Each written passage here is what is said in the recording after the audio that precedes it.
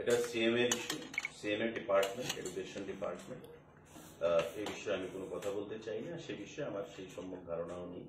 সুতরাং যে কোনো ইস্যু, আমি আগেও বলেছি, being the spokesman of the government, যে কোনো ইস্যু আন্দোলন কিন্তু সুরাহার পথ না।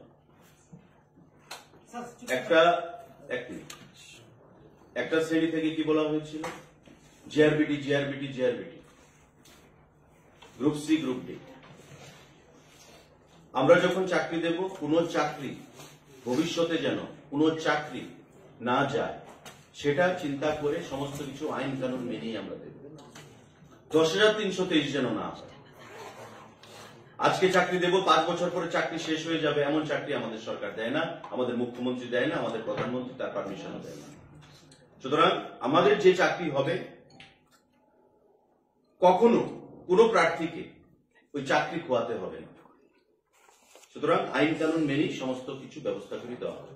আপনারা দেখেছেন চাকরি মেলা, ভারতবর্ষে কোথাও হয়েছে এমন যে চাকরি মেলা দেওয়া হচ্ছে ট্রান্সপারেন্ট ভিত্তিতে? ইদেন গভর্নমেন্টের সময়, সিপিআইএম গভর্নমেন্টের সময় চাকরি নিয়ে অনেক কেস হতো, মামলা হতো, চাকরি চলে যেত।